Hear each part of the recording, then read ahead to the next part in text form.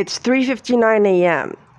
I was just lying in bed and I was woken up by a cough from the room right next door to me. Now, there are certain things that I need to have done my best against which I know a situation that exists. So it is going to mean now, with all the videos I already put up, with the past 7 years of my presence in the United States of America, from Washington, D.C. to Portland, Maine, to Portsmouth, New Hampshire, to Old Saybrook, Connecticut, through California, Idaho, Colorado, Illinois, and now in Florida. On December 9th, 2019, at what is now 4 a.m., a new kind of participation from me.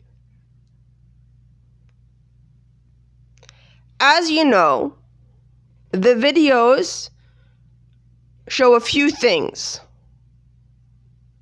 The first thing they show is an adept hand at the camera. I had some very nice shots of the ocean. It's how it started. Things were being done in aggressive ways towards me. The camera was right there. It's amazing that those things happened with the camera. Then it became riveting that they happened with the camera. Then it became riveting how I could manage with a camera. So from some nice oceanscape personal shots to shooting the police Nazi behavior, to shooting all the aggressive behavior around me, including a simple act of buying a coffee at Starbucks, to construction everywhere, to the assaults at my places of lodging. I started putting it up in a way that I actually could send it in email to colleagues and contacts at the United Nations, at the Organization for Security and Cooperation in Europe, to police headquarters in Miami, Florida, to a police contact in Daytona Beach, Florida, to the Ivy League, of which I am an alumni, and the contact that means there, and then to attorneys in Florida and in New York. And in this format of communications, what went up on YouTube were pictures of the ocean. My sense as a person who likes wildlife and nature, and how that has grown into an artist perspective, of which I'm not quite sure yet, but there's something there about that perhaps. But one has to be very careful about that. It's not something I believe in, because you all go out and destroy the world simply because you exist. The basic premise of that is don't take pictures, don't use a camera, manage without technology. It's a beginning towards not being destructive and psychopathic towards animals and the world. It's not what I'm doing, but it's not what you should do too. It's not always true that you can do what someone else does. If that was true, then because I kiss my husband, you could kiss him too. And that's not true.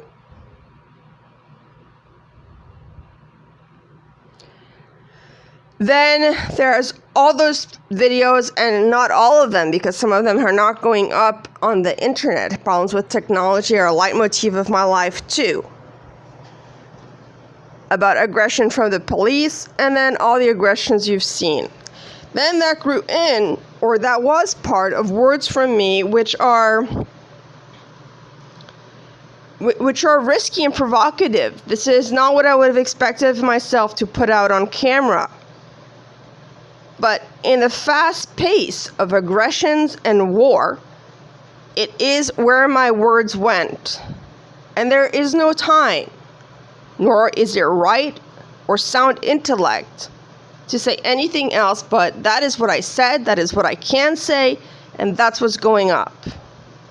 In another context, I'd have time to think and brush my hair and be a different video. But that's not what it's been. And so following in the pace of that, now with a need for transition, because I've done my best with the videos you've seen, continuing in that vein is counterproductive. It continues. There was construction yesterday. There was construction last night. There's always something. But, you're going to continue. Who can stop that? It's already the leitmotif of more than 7 years. You're just going to continue.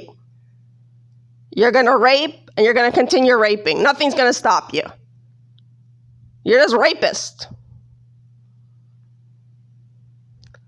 So, since that's true,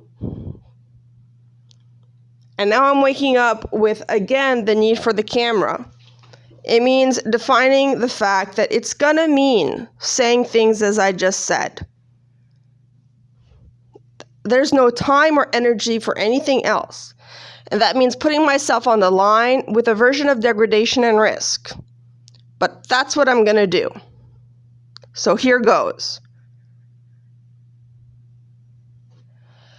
I woke up with a person coughing next door. It was one cough, but it was a substantial, guttural, mucusy cough.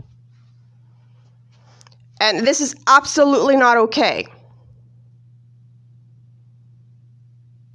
I already have said it, and I'll say it again. You do not stop. So let's take Portland, Maine, 2016 to 2018 as a precedent. In Portland, Maine, you destroy the town with construction everywhere. It is disgusting.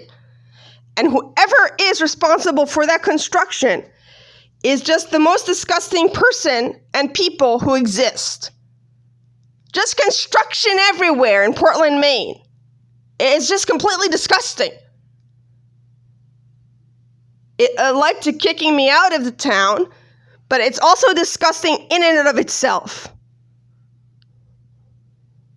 You also proceeded to do all the Nazi things that people can do, including coughing all the time around me, so that I left again.